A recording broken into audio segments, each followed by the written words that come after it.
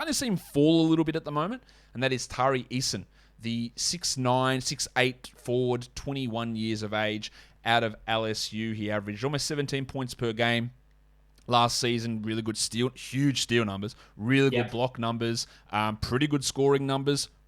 Much like Johnny Davis, extremely high usage, good rebound, hit his free throws at an astonishingly good rate considering how often he got to the line. There's a lot to be interested in there to me when looking at those defensive numbers and then looking at how much he got to the line and how much he hit them. But why are you down on him? Because all of the statistical indicators are pretty much pointing up with Tari Eason.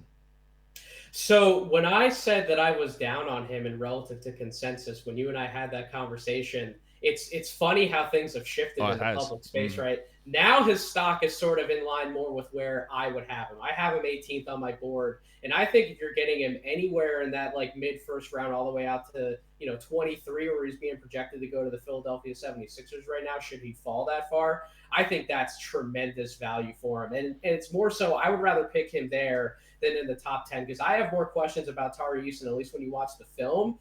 What's he going to do in the NBA in the half court, in high leverage situations and half court offense? I have questions about his three-point shooting, even though it trended upwards later in the year, and the free throw shooting trended upwards later in the year. I have questions about how the shot looks and the mechanics. I don't trust him as a pull-up shooter.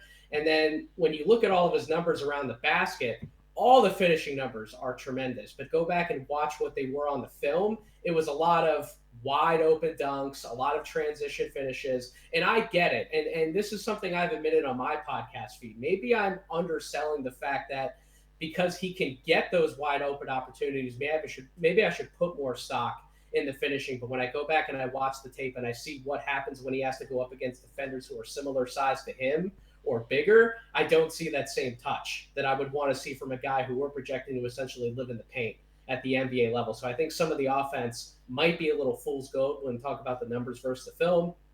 Defensive side of the ball, steal rates, block rates, absolutely tremendous. One of the best defensive playmakers that we have in this class, but he's also a big risk taker on that end of the floor. And he makes some gambles. I don't love those guys who don't have, when it comes to an IQ and a decision-making standpoint on the defensive end, are they going to play within the team, or are they going to just be a riverboat gambler out there and put his team in a bad situation should he not get that steal or should he not get that block that he's going for? I want to see more fundamentals from him. At the same time, he could be coached up in those ways, right? Like he could go to the NBA within 2 years. He's gone to a scheme. He's developed that chemistry with his teammates. He's become a better decision maker on that end of the floor to where he is one of the defenders at that best defenders at that combo forward spot. So I might have some reservations with him that he could entirely prove me wrong on both ends of the floor, and he could return top 10 value. I'm just not willing to definitely bet on that and take him in that range. I'd love him more in the mid-first. Yeah, he was going in that 9 to 10 zone initially, but he has fallen, and I've got him at 17 at the moment. Okay, so we're in the same spot then. Yeah, we are. Look, I like him. I didn't like him in that top 10 area, but I like him in this late lottery, early non-lottery type of area. Yeah. The usage is never going to be that high in the NBA. That's I can guarantee that. But the defensive stuff's interesting. But the thing I worry about is like, what's his position? Like, does he have to play at times as a small ball 5?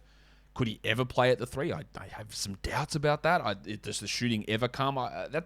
There's some of my concerns there. But you're looking at what he does, like a Jeremy Grant career path. I don't think he's completely out of the realms of possibility. Nope. It took a lot for Grant to get there, obviously, and it took going to a terrible team in order to bump his usage. But Eason's got a lot of those interesting things, and picking in that area, I think, is pretty interesting in terms of if that value can turn around or be at the level that maybe some people thought a few weeks ago, where he could very easily end up being one of the best 10 players in this draft class. But yeah, like you, I'm a little bit softer on him. Now, this other guy,